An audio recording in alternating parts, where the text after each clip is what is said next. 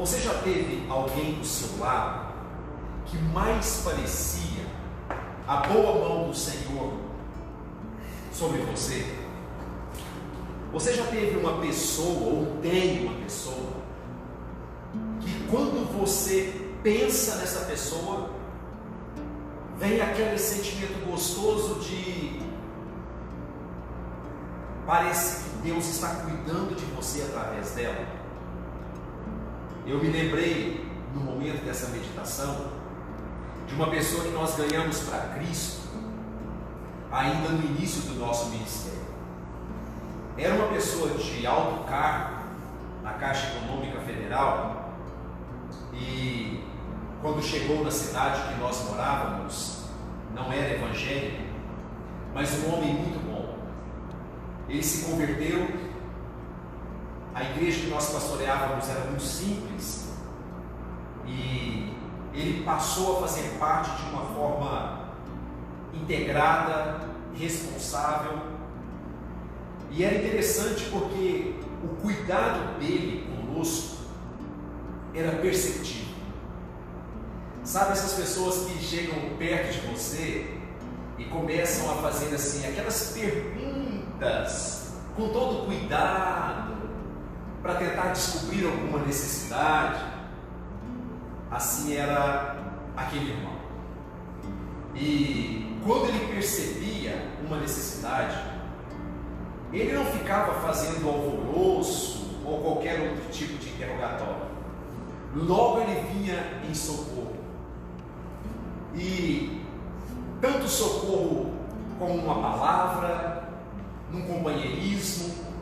Eu ficava encantado, porque sendo ele de um alto cargo, nós tínhamos os nossos cultos nos lares, e às vezes era naquela casinha lá na ponta da rua, simplesinha, e talvez não tinha nem banco para sentar direito.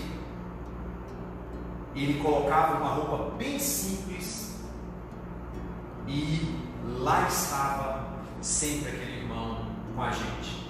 Então, quando a gente pensava em culto, a minha mente já ia direto no socorro do Senhor, presente daquele irmão na minha vida, porque eu sabia que ele estaria lá. Durante a semana, talvez em poucos irmãos, mas eu sabia que ele estaria lá.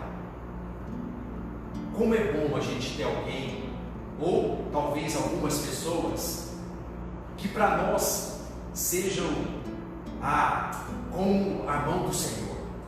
Aquela pessoa que, quando você começa a enfrentar uma dificuldade, você sabe que você pode contar com ela. Ela vai estar sempre ali.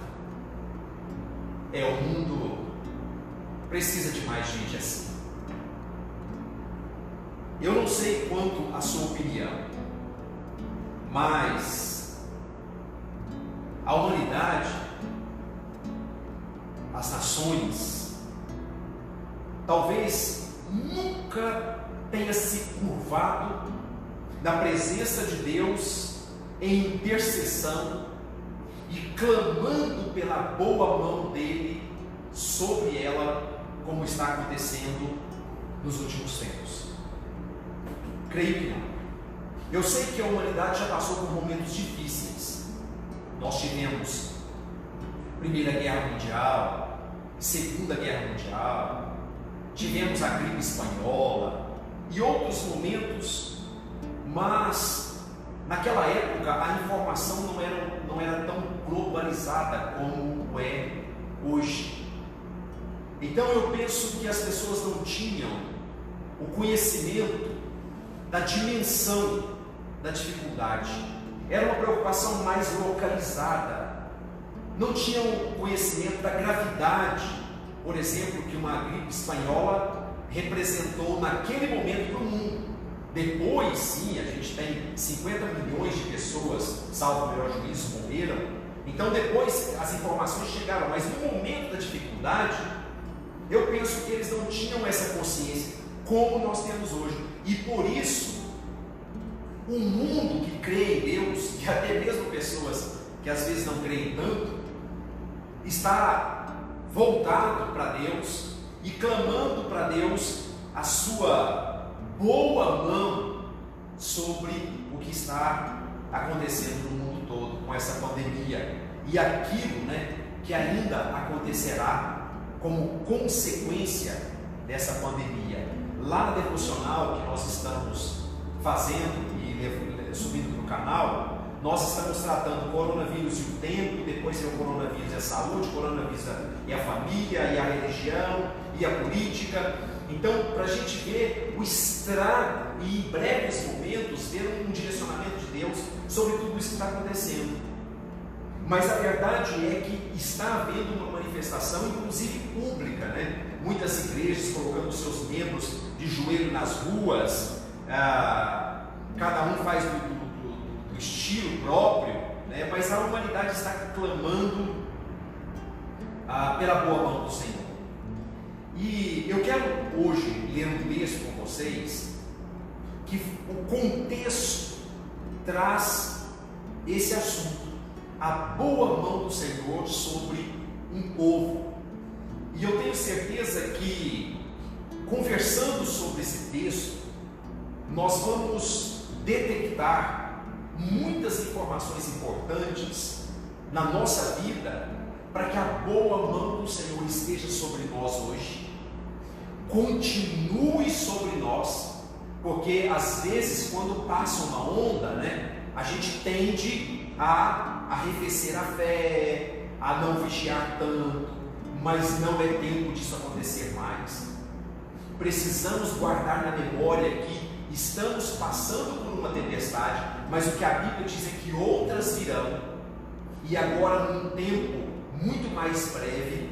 Então, pensando nas informações que esse texto nos traz sobre a situação do momento e a conduta das pessoas diante de Deus, e aí o texto frisa, como nós vamos ver, que a boa mão do Senhor estava sobre eles. Então nós teremos ensinos muito preciosos para a nossa conduta, porque a Bíblia diz, Hebreus fala isso, que Deus não muda, não há mudança e nem sombra de variação no nosso Deus. Então Deus vai continuar abençoando, estendendo a sua boa mão sobre aqueles que tiverem esse comportamento, porque se estendeu sobre alguém naquela época, com certeza estenderá sobre nós hoje e continuará estendendo sobre todos aqueles que no futuro tiverem a mesma postura. Então eu quero convidar você a abrir a sua Bíblia no livro de Esdras, capítulo 7. Esdras 7. Leremos os 10 primeiros versos.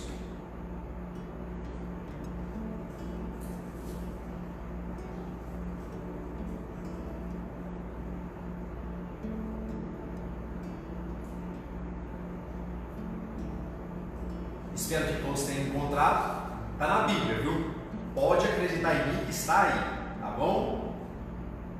Depois dessas coisas, no reinado de Artaxerxes, rei da Pérsia, vivia Esdras, filho de Seraías, filho de Azarias, filho de Ilquias, filho de Salum, filho de Zadok, filho de Aitube, filho de Amarias, filho de Azarias, filho de Meraiote, filho de Zeraías, filho de Uzi, filho de Buque, filho de Abzua, filho de Finéias, filho de Eleazar, filho do sacerdote Arão. Então nós temos aqui uma árvore genealógica de quem era Esdras, ou seja, uma pessoa ligada à família sacerdotal, uma pessoa da família sacerdotal.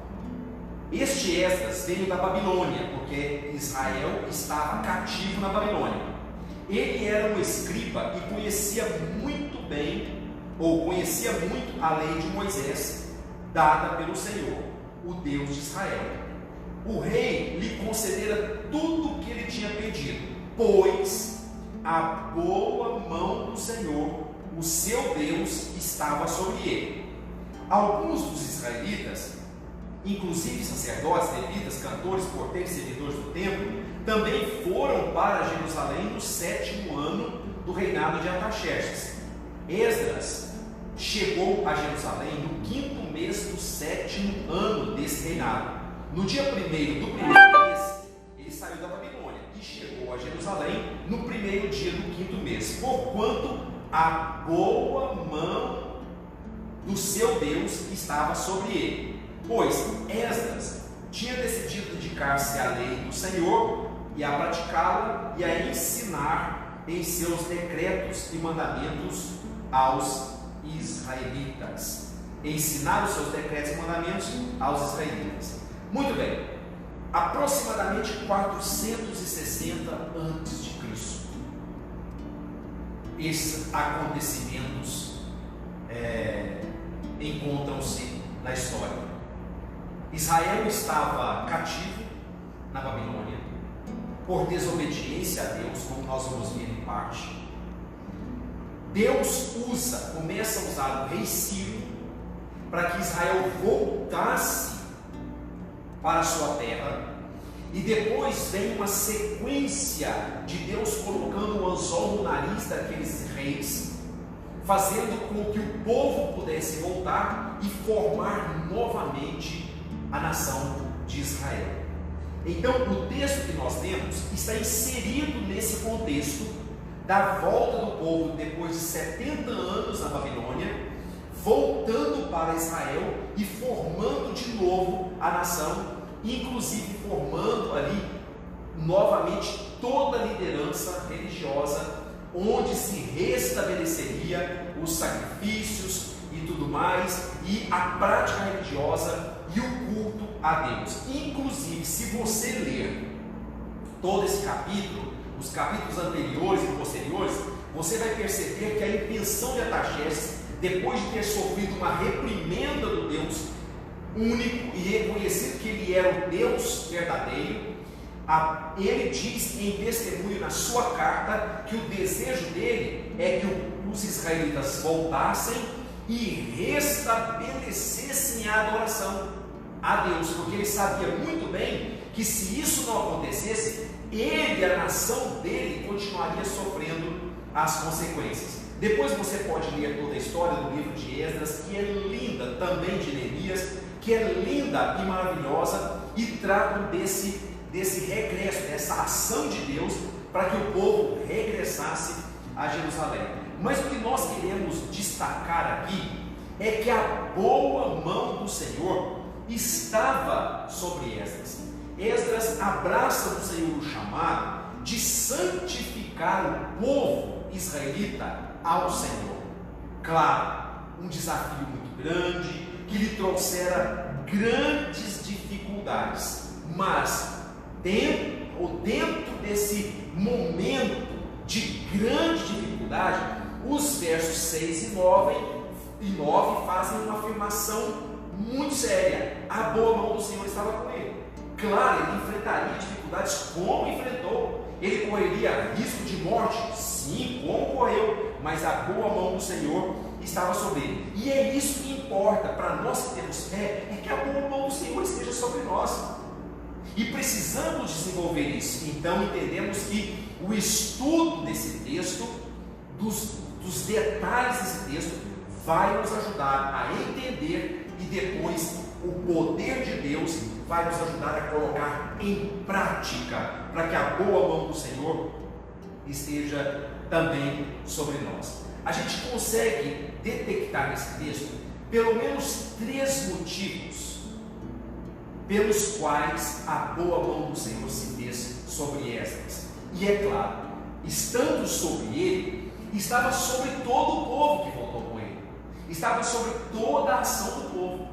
E o primeiro detalhe está no verso 10, na parte A. Ele tinha disposto no seu coração buscar a lei do Senhor, ou seja, buscar a vontade do Senhor, porque ele, como escriba, era conhecedor da lei de Moisés, ele sabia os mandamentos do Senhor para a nação de Israel.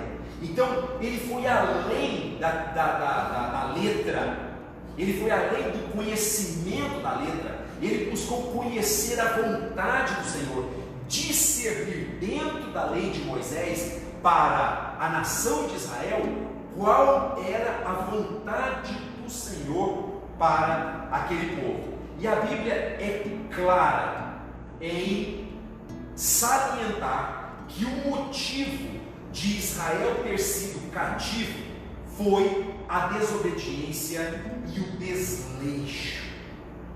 O livro de Juízes nos traz a informação de que assim que o povo foi estabelecido na terra prometida, depois do exílio do Egito, dos 40 anos do deserto, os pais não se ocuparam em ensinar para os seus filhos sobre a lei do Senhor, sobre a vontade do Senhor, sobre quem era Deus e sobre a sua vontade para com a nação de Israel.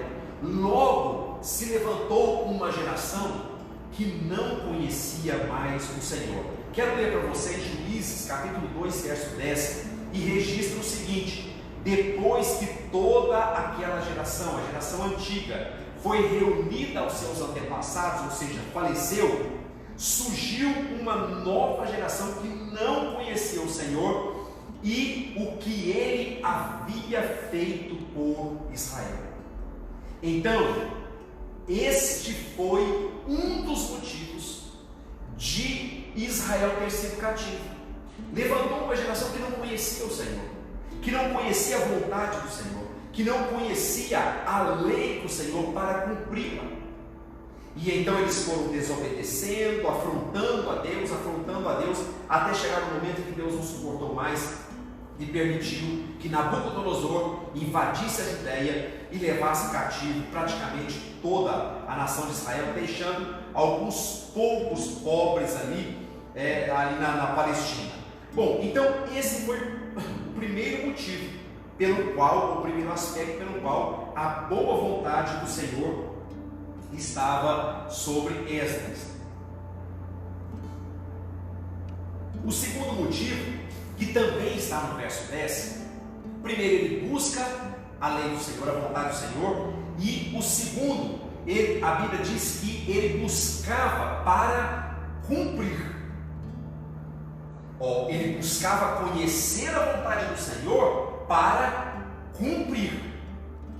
Era hábito da liderança religiosa daquela época conhecer a lei do Senhor, mas não era muito hábito colocá-la em prática. Não era muito habitual da liderança colocar em prática.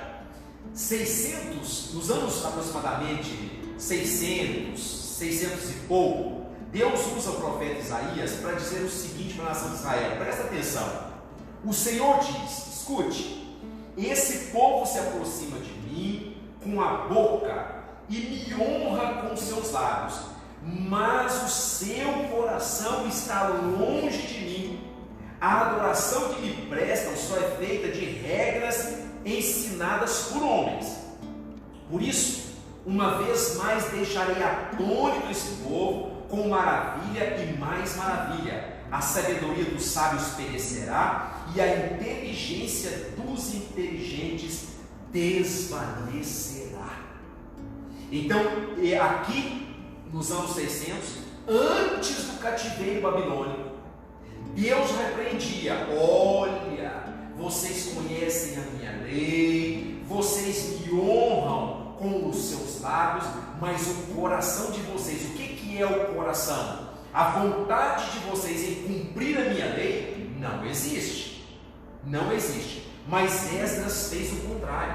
Ele buscou conhecer e colocar em prática a lei do Senhor. Então, depois que quis colocar em prática a lei do Senhor, claro, todo aquele que busca conhecer, que coloca em prática, ele começa a sentir, a testemunhar a ação de Deus em seu favor. Eu nunca vi uma pessoa que se converteu a Jesus Cristo, passou a ouvir a palavra e a colocar em prática que não prosperou. Nunca vi. Nunca vi. Eu já vi muita gente na igreja que chega, aprende e vive numa miséria, se não miséria financeira, mas miséria de relacionamento, certo? Miséria intelectual, miséria de sabedoria. Por quê? Porque veio para o Senhor, sentou nos bancos de uma igreja, aprendeu, mas não colocou em prática. Eu já ensinei famílias, e eu me lembro de uma família lá em Minas Gerais, e essa família, eu creio, eu não estou aqui no Facebook para saber se está conectado, lá em Minas, uma família que nós conhecemos e começamos a trabalhar, e essa família saiu de uma situação subhumana. Eu já falei dela aqui na igreja, acho que o Felipe já me ouviu falar. Uma família que morava num lugar que chamava Beco dos Aflitos. Olha só, Beco. Quando eu falo Beco dos Aflitos, parece que eu lembro do Vale de Rinom, lá em Israel, sabe? Um lugar terrível. E se vocês conhecerem essa família hoje, o nível que essa família está, mas por quê? Porque essa família tem lutado para colocar em prática, mesmo com muita dificuldade, sofrimento, porque é sofrido colocar em prática, mas o nível dessa família hoje é uma família exemplar, uma família reconhecida. Todos que olham naquela família, conheceram aquela família antes e veem agora, reconhecem que a boa mão do Senhor está sobre aquela família. E acontece com todos que aprendem e colocam em prática. Acontece com todos. E quando acontece isso, que aconteceu também com Esdras, vem o terceiro aspecto pelo qual a boa mão do Senhor estava sobre ele. E ele colocou no seu coração ensinar em Israel os seus estatutos, os estatutos do Senhor e os juízos do Senhor. Então ele quis passar para todas as pessoas o conhecimento da lei do Senhor, o conhecimento da pessoa de Deus. Ele colocou no seu coração, não guardar só para ele. Ele colocou no seu coração que todos deveriam ter esse conhecimento, que só haveria uma chance para Israel: conhecer e praticar a vontade do Senhor. Então assim ele fez. Se você ler o livro de Esdras, você vai se maravilhar, como eu fico maravilhado todas as vezes que eu releio. Como foi linda aquela história, como foi lindo aquele momento de o povo ficar em pé praticamente o dia todo em pé. Hoje as pessoas vão para a igreja, né? E se o culto passou de 1 hora, ninguém já começa a ficar assim, agora o celular, né? Brincou, começa a entrar no WhatsApp, no Facebook, porque não tem paciência de ouvir. Mas se você estudar a história de Esdras e do povo, você vai perceber como foi lindo aquele momento. Então, se você continuar lendo a história, você vai ver que Deus restaurou a nação. Mas por quê? Porque aquele sacerdote que era escriba, conhecedor da palavra do Senhor, colocou no seu coração ensinar as pessoas, porque a boa mão do Senhor estava sobre ele. Eu não tenho tempo aqui para trocar em detalhes, em minúcias, o que significa a boa mão do Senhor estar sobre aquele homem. Leia o livro de Esdras que você vai ver. Então, esses três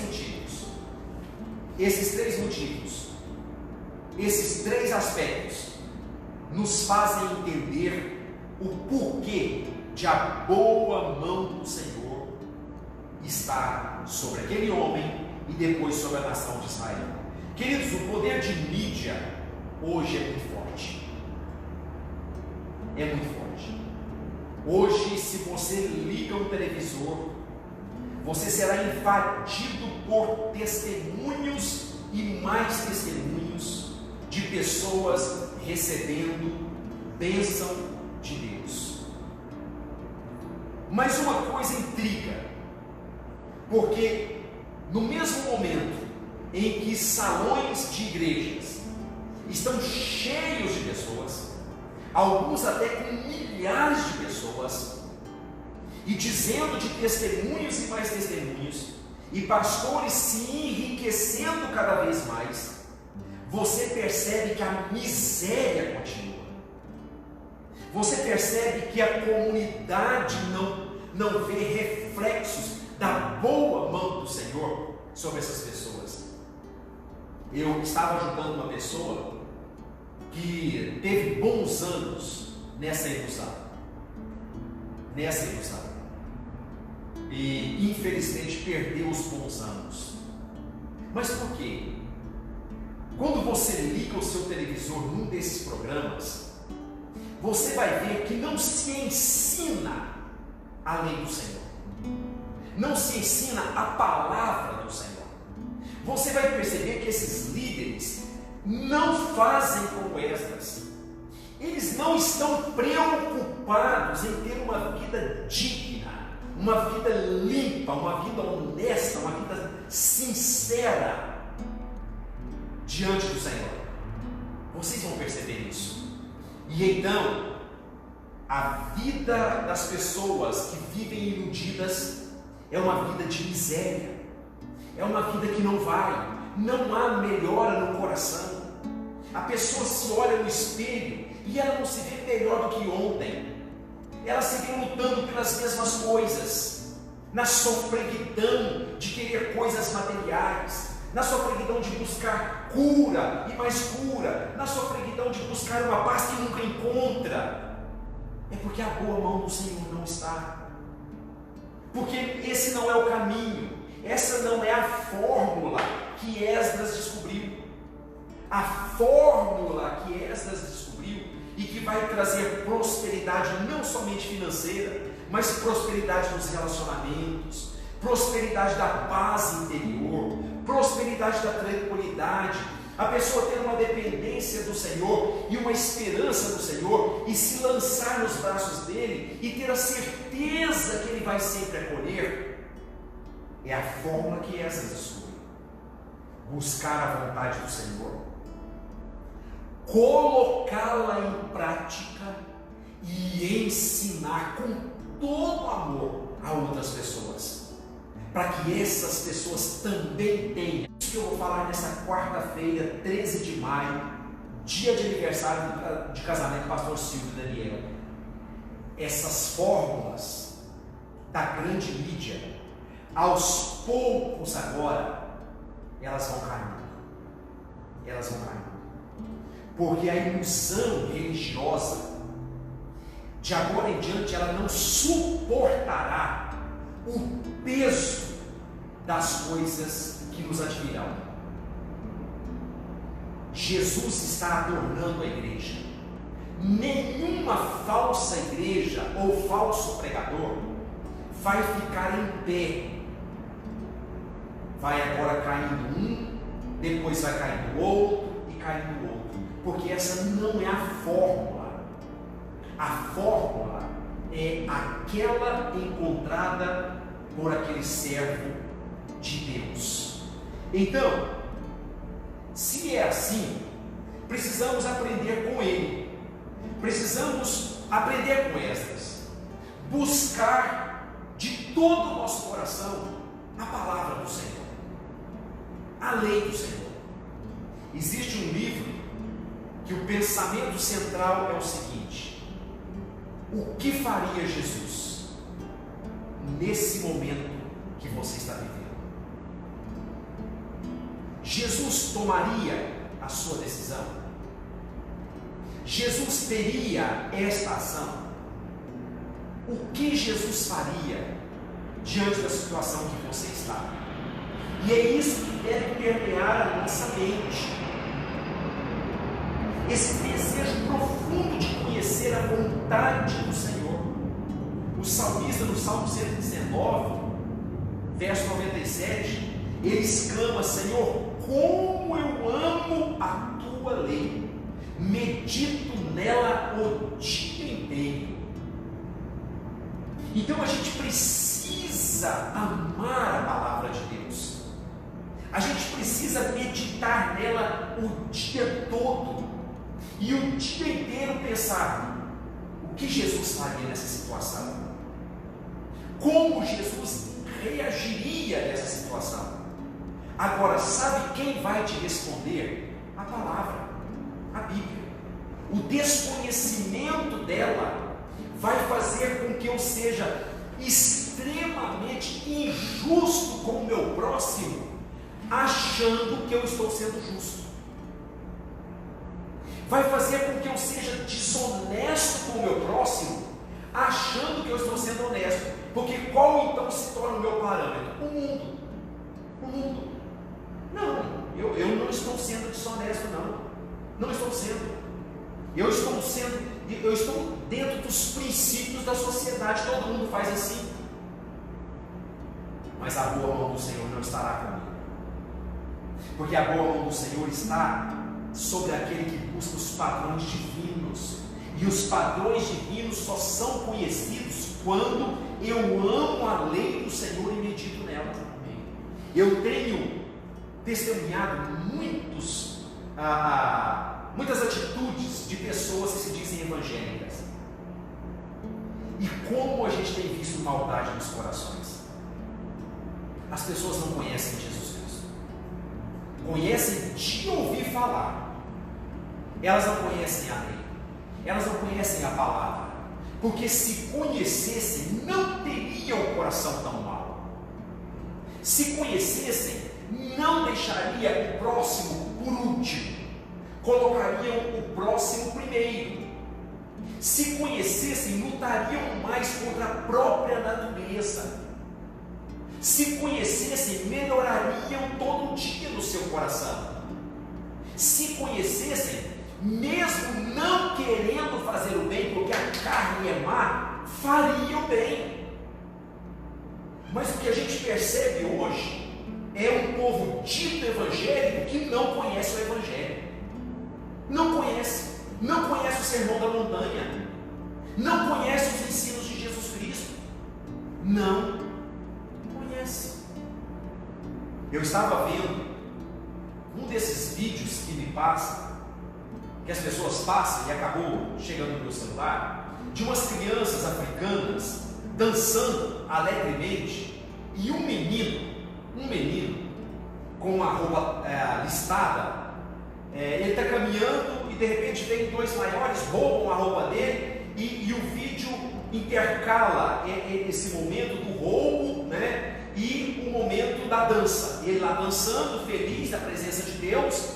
E depois que ele sai dali, ele vai no caminho e eles roubam a roupa dele. Escute, ele dançando feliz e depois mostra ele sendo roubado. E quando eles pegam ali, roubam, dão nele ali um empurrão, e depois mostra de novo ele lá dançando na presença dos outros, das outras crianças, uma coisa linda de se ver. E aí mostra no vídeo ele gritando aqueles caras que haviam roubado dele. E eles param, olham assustados, assim, ele diz, não, vem cá, vem cá, vem cá. E aí eles voltam, um menino africano, pobrecinho, né? Roubaram a roupa dele. E de repente ele começa a tirar as outras coisas e entregar para eles. É o que Jesus Cristo ensinou. Se te levarem a capa, deixem também a túnica, porque a boa mão do Senhor vai estar sobre você. Mas o que os evangélicos fazem hoje? Que alguém seja desonesto com o evangélico hoje. Vai ver o que acontece. Se brincar, dá até tiro. Então, Esdras se ocupou em conhecer a lei do Senhor. Bate no rosto do evangélico hoje. Bate. Aliás, não bate um só não, bate um 100. Porque aí você vai conhecer quantos cristãos existem no meio dos evangélicos. Então, a fórmula da boa mão milagrosa do Senhor, que estamos precisando tanto, é primeiro, buscar conhecer. E depois, colocar em prática. Há um preço. O próprio Jesus Cristo pagou esse preço. Porque ele disse que ele veio ao mundo fazer a vontade do Pai. E ele fez. Ele diz, eu não vim abrogar a lei, eu vim cumprir. E por cumprir a lei de verdade, que preço ele pagou? Inclusive, recebendo em si a perseguição dos religiosos da época. Porque ele começou a colocar, ele veio para colocar em prática a vontade do Pai que ele conhecia muito bem. Ser cumpridor então da palavra e amar verdadeiramente a Deus não é fácil. Veja o que está registrado em João 14, 21. Quem tem os meus mandamentos e lhes obedece, esse é o que me ama. Aquele que me ama será amado de meu Pai, e eu também o amarei e manifestarei a ele. Então, cumprir a palavra do Senhor é amar o Senhor. Cumprir a palavra do Senhor é como se eu trouxesse a mão, se fosse necessário trazer, né? A mão do Senhor sobre a minha vida. Hoje, no entanto, virou moda ouvir e não cumprir, ouvir e não colocar em prática. Virou moda. Quando alguém, e eu gosto, não estou dizendo que eu não gosto, quando alguém fala para mim assim: ô pastor, que linda mensagem, eu fico pensando, será que vai colocar em prática? Será que vai colocar em prática? Sabe? Porque, olha, virou moda. Virou moda. Há muitos anos atrás, eu tomei uma decisão na minha vida e falei para Deus, falei: Senhor, eu não ouço uma mensagem 2 vezes sem a colocar em prática, ou sem lutar para colocá-la em prática. Tomei essa decisão. Eu olhava para mim e dizia: caramba, não estou mudando nada. Eu estou estudando, eu estou sendo alimentado. E falei para Deus, falei: Senhor, de hoje em diante acabou. Acabou. Eu vou ouvir uma mensagem uma vez. Eu não ouvirei ela a segunda vez sem ter colocado em prática, ou sem ter lutado para colocar em prática. É claro, algumas coisas são mais difíceis. O que para mim é uma fraqueza, talvez para você não seja tanto. O que para você seja uma coisa quase impossível, para mim talvez seja mole. Cada um de nós temos as nossas fraquezas, mas o importante é, quando eu ouvir a palavra do Senhor, imediatamente colocá-la em prática. Porque a conotação bíblica é que se você ouve e coloca em prática, busca colocar em prática, para Deus é como se você já estivesse fazendo. O seu coração já está quebrantado diante de Deus. Agora Ele vai te ajudar, a boa mão dele estará sobre você, para você ter as suas vitórias. Outro detalhe último: ensinar aos outros. Ensinar aos outros. Que preguiça nós temos, né? Hoje eu fiquei muito feliz. Uma pessoa que nós ganhamos para Cristo, uma ovelha querida do meu coração, que não está mais na denominação batista, me ligou para dizer sobre o chamado ministerial.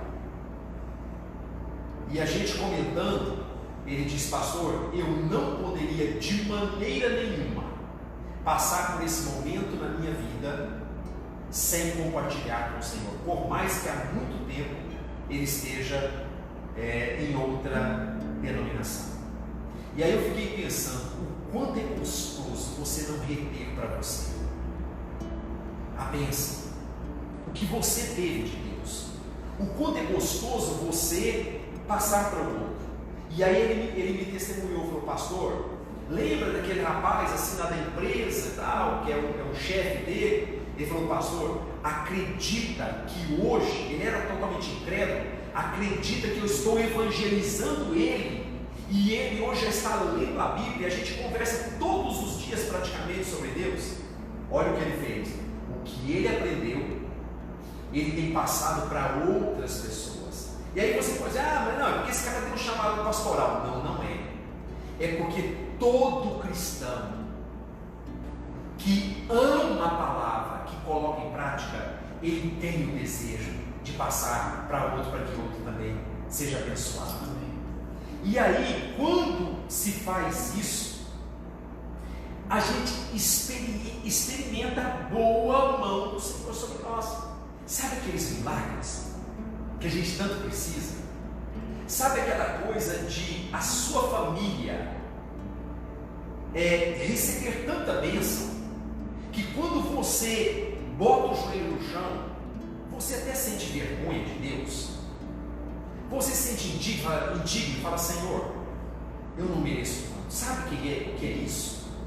Sabe o que é você levantar de manhã e parece que todas as manhãs todas, você está no céu, porque a boa mão do Senhor está. Ela se faz presente. Vem as dificuldades, vem para todos. Mas você vê que quando a coisa pesa, Deus é o seu refúgio e fortaleza, socorro bem presente na angústia. Você vê que você é cidadela de Deus e que Ele está no seu meio, Ele está com você. Gente, isso é maravilhoso. Enquanto o mundo está estarrecido, enquanto o mundo está amedrontado, enquanto as ideias estão chocando, enquanto os maiores administradores desse mundo estão perdidos, enquanto a sociologia, a filosofia, a psicologia, a psiquiatria não oferece tranquilidade, a gente está tranquilo. Eu quero contar aqui uma história, dizem que é verdadeira. Eu já contei essa história muitas vezes, mas eu não sei se você já ouviu. Dizem que foi realizado um grande concurso na Europa de pinturas em tela. E então, naquela região, foram convidados grandes pintores. E foi dado a cada um desses pintores o mesmo material e um tema para todos eles: a paz. Então os juízes iam lendo, como vocês sabem que um especialista em pintura faz, iam lendo as pinturas e julgando qual seria então aquele que conseguiria transmitir através da pintura de melhor forma o tema paz. E então dizem que eles começaram a pintar, e uns pintando uma paisagem linda, outros pintando cachoeira, outros um jardim florido e tantas coisas maravilhosas e lindas. E de repente um dos pintores começou com um fundo muito escuro. Os juízes já ficaram assombrados, e ele começou com cores carregadas e chamou a atenção. O juiz dava uma volta, voltava ali: esse cara está louco, ele não entendeu bem o tema. Mas é claro, o juiz não pode falar nada. E então ele pintou nuvens escuras, raios, as árvores inclinadas com o vento tempestuoso. Os juízes não aguentaram, eles não suportaram até o fim da obra e interpelaram: rapaz, você está louco? Ele disse: mas como? Ele falou: você não entendeu bem o propósito aqui? O tema é paz. O que você está pintando? Você vai ser humilhado aqui, você vai ser ridicularizado. Ele disse: mas eu não estou entendendo. Eu estou pintando a paz. Eles disseram: mas como? Nós não conseguimos enxergar nada. Olha as cores, olha os traços. Você está louco? Ele disse: não, eu estou pintando a paz. Talvez vocês não consigam enxergar a minha paz. Vocês estão vendo o todo do quadro, mas prestem atenção. Está vendo essa pomba aninhada no galho dessa árvore que está completamente entortada pelo vento?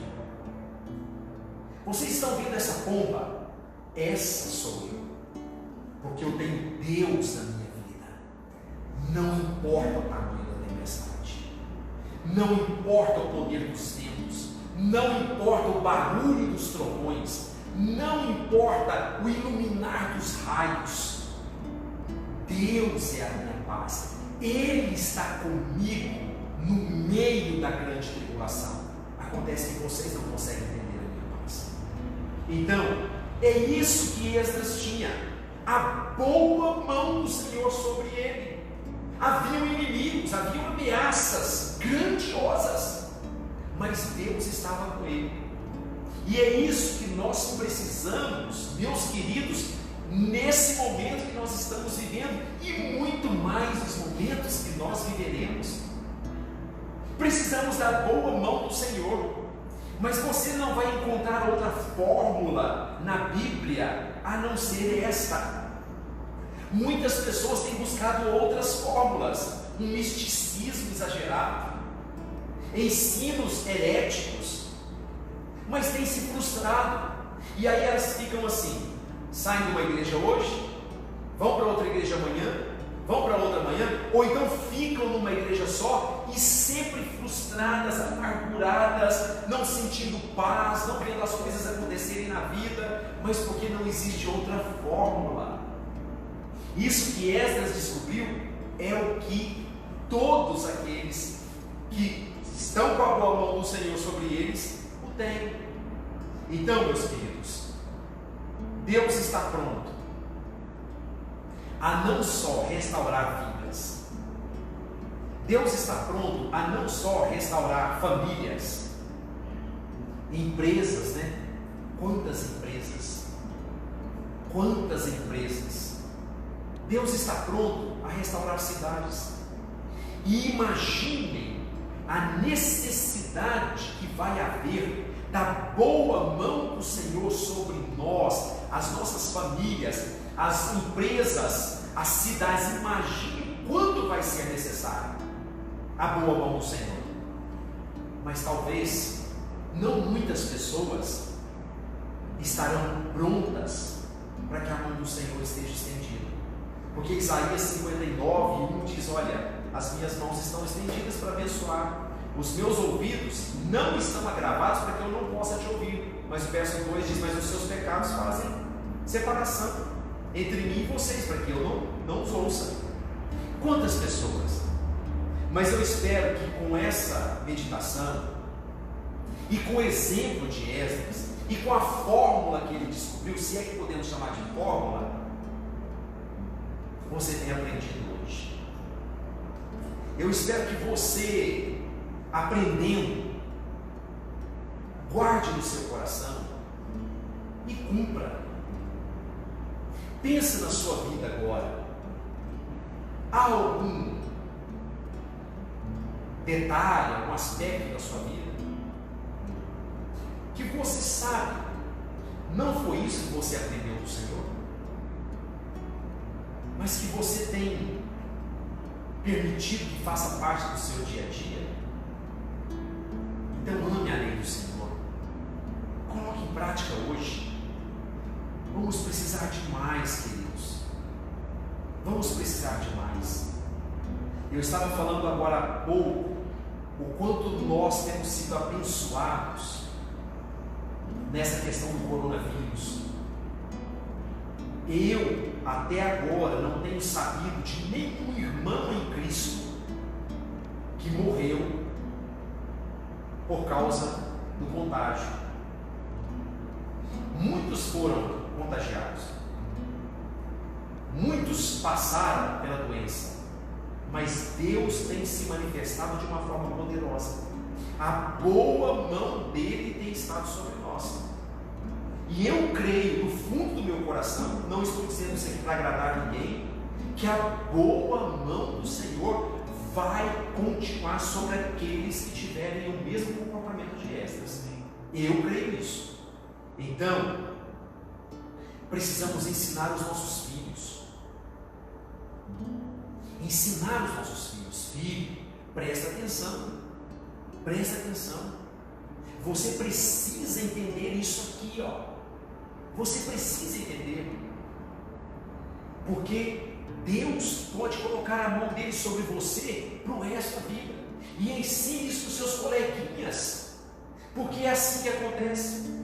Eu fiquei encantado semana passada, agora a Elisa evangelizando uma amiguinha dela de longe, a Elisa na sacada do segundo andar, e a menina lá do lado da rua, e a Elisa evangelizou, e a menina falou: você tem uma Bíblia para me dar? que eu quero começar a ler a Bíblia, e quando vocês voltarem para a igreja, eu quero ir com vocês. E a Elisa foi, pegou uma Bíblia, deu para a menininha, e ela está lendo a Bíblia agora. Que bênção, que bênção. Mas na igreja, em casa, o pai e a mãe ensinam. Vem para a igreja, o nosso ministério infantil ensina. E aí, olha que coisa maravilhosa. Aí a Elisa falou: papai, a mãe dela é funkeira, não sei mais o que lá, mas ela vai para a igreja adorar a Deus conosco. Então, aprendamos a lei do Senhor, guardemos no nosso coração e coloquemos em prática e ensinemos a outros, para que muito mais pessoas tenham sobre eles a boa mão do